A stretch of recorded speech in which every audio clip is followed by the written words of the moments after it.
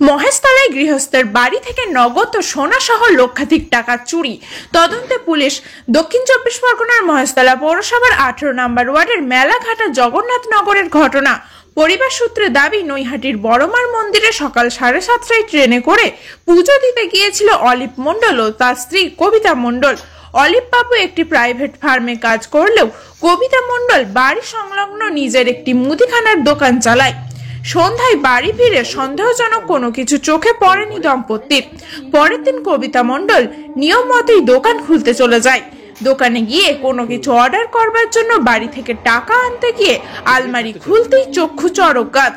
Locker খুলতেই তিনি দেখতে পান আনুমানিক 1.5 লক্ষ টাকার সোনার গহনা এবং নগদ 17,000 টাকা উধাও। কিন্তু প্রশ্ন হলো, দরজা এবং আলমারি না ভেঙে কিভাবে এই গহনা ও টাকা লকার থেকে উধাও হলো?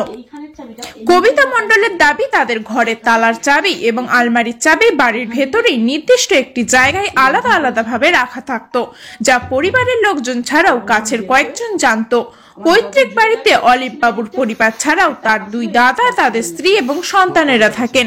লকারে একটি কাগজে কত টাকার নোট কত পরিমাণে আছে তা লিখে রাখতেন কবিতা। সেই অনুযায়ী তার দাবি 200 টাকার বান্ডিল লকার থেকে উধাও। যদি চোর বা চোরের দল বাড়িতে ঢুকতো তবে বাকি টাকা এবং গহনাও নিয়ে চম্পট দিত, কিন্তু বাস্তবে তা হয়নি। এই মর্মে মহেশতলা থানায় একটি লিখিত অভিযোগ করলে তদন্তকারী আধিকারিক ঘটনাস্থলের ভিডিওগ্রাফি করার পাশাপাশি পরিবারের লোককে জানিয়েছে, আপনাদের পরিচিত কেউই এই ঘটনাটি ঘটিয়েছে, কারণ চোর বা চোরের দল চাবি কোথায় রাখা থাকতো তা জানতো। এই মর্মে খবর 7 দিনকে দেওয়া সাক্ষাৎকারে পরিবারের লোকজন আর কি জানিয়েছিল আসুন একবার শুনে নেওয়া যাক। আমার নাম কবিতা মণ্ডল। ঘটনাটা ঘটেছে, আমি 7:22 ট্রেনে নৈহাটিতে গেছিলাম বড়মার মন্দিরে পুজো দিতে।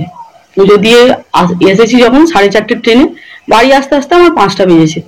5টায় বেজেছে যখন দেখছি যে আমার ঘরে তালা যেমন নর্মাল দেওয়া আছে সেরকম দেওয়াই আছে, লকারের তালাও যেমন দেওয়া আছে সেরকম দেওয়াই আছে। তাই জন্য আমি এসে আমার কাজ সেরে, যাবতীয় কাজ সেরে আমি আমার দোকান খুলতে চলে গেছি। দোকান থেকে এসে আবার ঘরে যেমন ঘুমিয়ে আছি সেরকম ঘুমিয়েই আছি। তারপরের দিনকেও আমি দেখিনি যে আমার লকার ঠিক আছে কিনা। তারপরের দিন দেখছি আমার দোকানের টাকা একটু মাল কেনার জন্য কম পড়েছে, তাই জন্য আমি লকারটা খুলে টাকা বের করবো যখন খুঁজছি, আমার 100 টাকার বান্ডিল আছে, 500 টাকার বান্ডিল আছে, কিন্তু 200 টাকার একটা বান্ডিল ছিল 17,000 টাকা। হ্যাঁ, কাগজে আমি সবকিছু, আমার তো অত গোনার টাইম থাকতো না। টাকা আমি যখনই রাখতাম লিখে লিখে গুনে রাখতাম, যে বের করার সময় মাল আনতে যাওয়ার সময় আমার যাতে সুবিধা হয়, সেই সুবিধার্থে আমি লিখে রাখতাম। যে নিয়েছে সে টাকাটা আমার 200 টাকার বান্ডিলটার লেখাটা থেকেও ছিঁড়ে নিয়েছে। আমি একটা স্লিপ করে রেখেছিলাম যে টোটাল এতে 50,000 টাকা আছে। 200 টাকার বান্ডিল প্রথমে লিখেছি, 100 টাকার বান্ডিল, তারপরে 500 টাকার বান্ডিল। সেই 200 টাকার বান্ডিলটা পুরোটাই নিয়ে নিয়েছে, আবার স্লিপটা থেকে ছিঁড়েও নিয়েছে। আর আমার জুয়েলারি ছিল, ওখানে কানের ছিল, গলার ছিল 2টো, ছোট্ট আর একটা কানের ছিল, একটা হাতের আংটি ছিল, সমস্তটাই নিয়ে নিয়েছে। আর পুরানো নগদ ক্যাশ আমার নিয়েছে 17,000।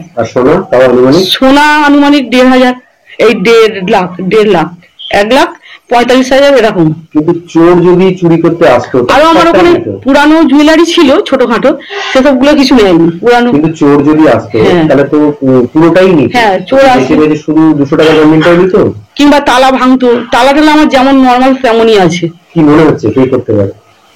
বাড়ির লোককেই তো আমি একমাত্র মনে হচ্ছে। পুলিশও বললো এটা তো বাইরের লোকের কাজ হতে পারে না, কারণ বাইরের লোক এত ডিটেলস ভাবে সবকিছু জানবে কি করে, এটাই বললো পুলিশ। আপনি অভিযোগ করছেন তো থানায়? হ্যাঁ, থানায় তো আমি ডাইরেক্ট অভিযোগ করেছি একটা। কি চাইছেন এখন? আমি শাস্তি চাই দোষীদের, সে যেই হোক, বাড়ির লোক হোক বাইরের লোক হোক, আমি শাস্তি চাই। আমার টাকাটা যেন ফেরত পেতে চাই। আমি খুবই কষ্ট করে আমি দোকান চালিয়ে আমার সংসার চালাই, আমার ছেলে আছে পড়াশোনা করে, সবটাই আমার উপরে। মহেশতলা থেকে টিনা রায়ের রিপোর্ট, খবর 7 দিন। বিল ফিল সব আছে নতুন একদম। এর মধ্যেই ছিল একটা হার, গলার সরু চেন ছিল, আর এটাতে ছিল একটা মোটা লকেট দেওয়া, লকেট সিস্টেমের একটা চেন হার এর মধ্যে ছিল। পুলিশ তো কালকে এসেছিল স্যার, ওটা এসে স্যার ওরা দেখেছে, ভিডিওগ্রাফি করেছে, তুলেছে। দেখেছে কি দেখিনি জানি না, ছোটখাটো এসব নেয়নি। এই পুরানো এসব জিনিস, এসব রূপোর জিনিস এসব নেয়নি। এর মধ্যেও ছিল। হ্যাঁ, কিন্তু চোর নিলে কি এরকম বেছে বেছে কিছু নেবে? সে তো শুধু পুরোটাই নেবে, চলে যাবে খুলতে যেহেতু পেরে। হ্যাঁ, টাকাটা কি মনে হচ্ছে বাড়ির কেউ করেছে নাকি? হ্যাঁ, পুলিশ কিন্তু স্যার কালকে সেটাই বললো স্যার যে বাড়ির লোক করেছে স্যার। কাউকে সন্দেহ হচ্ছে? সন্দেহ তো একজনকে হচ্ছে, কিন্তু তাকে তো বললে সে তো স্বীকার করবে না। তাকে অনেকবার বলাও হয়েছে টুকটাক এমনি। এমনই তাজা ও গুরুত্বপূর্ণ খবর পেতে খবর শোধন চ্যানেলটি সাবস্ক্রাইব করুন এবং নোটিফিকেশন পেতে বেল আইকনটি টিপুন।